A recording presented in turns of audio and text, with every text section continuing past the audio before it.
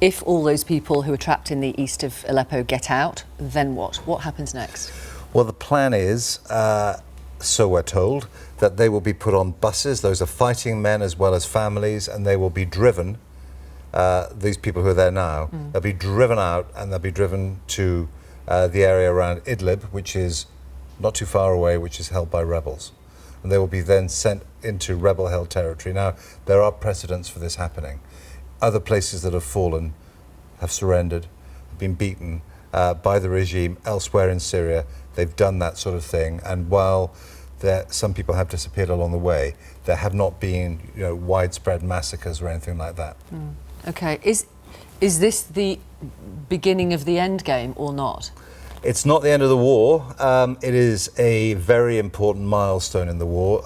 Last year, the rebels were doing a lot better, and there was even talk that they might try and encircle the regime-held side of the city. If they succeeded in doing that, we would have said that is a colossal victory for them. So I think now the boot's on the other foot, we can say it's a colossal victory for the regime, and also, importantly, for their backers. Yeah. The Russians, the Iranians, Hezbollah of Lebanon, an anti-Western coalition as well.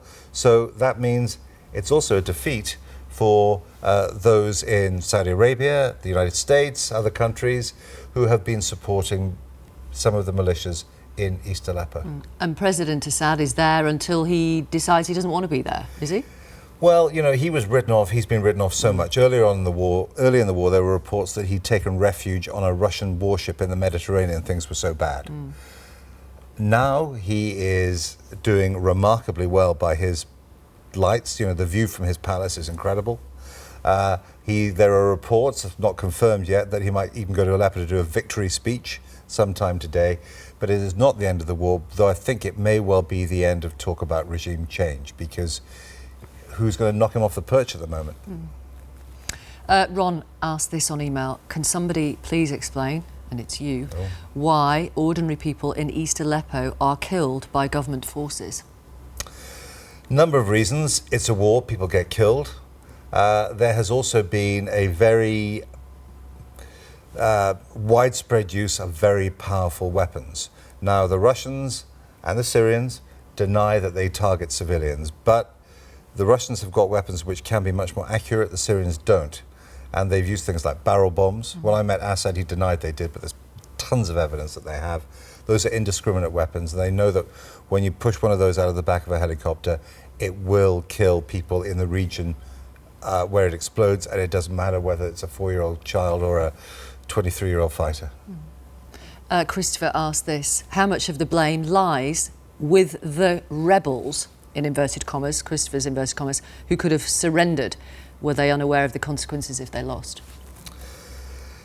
The rebels, I think, have all, and and when we use these terms rebels quite loosely, but actually there are different factions. There have been different factions. Let's not even go into the rest of Syria now, but different factions within East Aleppo, some of which have been trained and armed by Americans, some of which, and Saudis, some of which are jihadists associated with Al-Qaeda. Now, in the last few months, there's been a lot of infighting among them because the more pro-Western ones were for a while in the ascendancy there. But in recent weeks and months, the jihadists have come out on top. And I think that they've been wasting a lot of their energy on fighting each other rather than fighting the regime side. And could they have stopped? Yeah, they could have, but they'd say it's a war and we're fighting for everybody's lives. And all those factions President Assad describes as terrorists. Yeah. He doesn't make, and he's been very consistent in this, right from the very beginning of the war. He doesn't say, well, these are good rebels and these are bad rebels. He says, he's been very consistent, these are terrorists. The Russians, critically for him, the Russians echo that. And so do actually quite a lot of Syrians. If you go on the regime side, if you go also among people who are near the edge, say in Western Aleppo, government held when the city was split, they didn't suffer anything like on the levels of East Aleppo, but still there were quite considerable numbers of people killed and wounded by shells being lobbed over from the rebel side. So, war is a very dirty business. War is always dirty. There are no clean wars, and this is a particularly mucky one. Justin says, we keep hearing reports of genocide, but we never see any pictures. And this is really gets to the heart of the question that is raised the most by our audience. How do we know which reports are accurate, which reports are propaganda? Well, as a journalist and as someone who's covered the Middle East and wars for many, many years, I'm often not satisfied till I see things with my own eyes, and I would be in Syria now if I had a visa. But I don't, so I've got the pleasure of being here. We have to wait for proof. Now, I was in the Balkans in the 90s, and there was a terrible genocidal massacre in Srebrenica. How did we find out about that? Ultimately, by people finding bodies and bones and testimonies.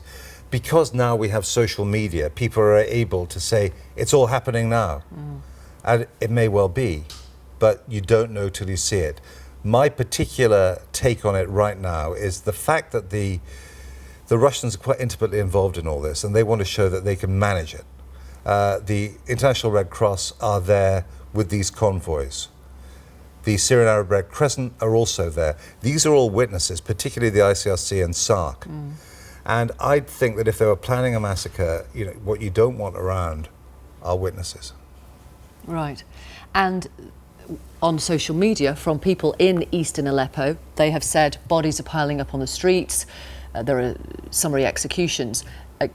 We have not seen images of that on social media, which we wouldn't be able to independently verify anyway, Yeah, but there have been words rather than... Yeah, and if people are, you know, doing a massacre, frankly, they don't like being photographed probably when they're doing it, so we probably wouldn't expect to see things like that. You might see dead bodies. But you might see dead bodies, event. but, you know, there's been a lot of shelling, and believe you me, when you're in a place that's being shelled, you do not want to stick your head out in the streets and start taking pictures. It's quite a frightening thing to do. So the answer is we will not know until, but, you know, you can see in the pictures you've got up there in the background, there are loads of people who are leaving, who are not fighters. This is over the last few days, and stories will emerge. And also journalists who are there, and as soon as I get a visa, that, you know, will be all over it. Yeah. If we get access, that's a big question in Syria, and trying to find out what really happened. I think, personally, you should, if you don't know for certain, take everything you hear on social media with a pinch of salt. You've got to, you know, because people push their own view, and sometimes they report. I think the reason why there are journalists around is that we try and work our way through all of this, and you know, it's difficult and it's complex, and access is everything. So you know, information though tends to emerge if things have happened. You haven't got a visa because President Assad doesn't want you to have a visa? Or No, what's the it just reason? takes a while. It takes a while. Oh, right. You know, it's just bureaucracy rather My than... colleague Lise Doucette was there, Yeah. and then you put another application, and unless they want to fast track it, and they never have, it always takes a couple of weeks. Okay.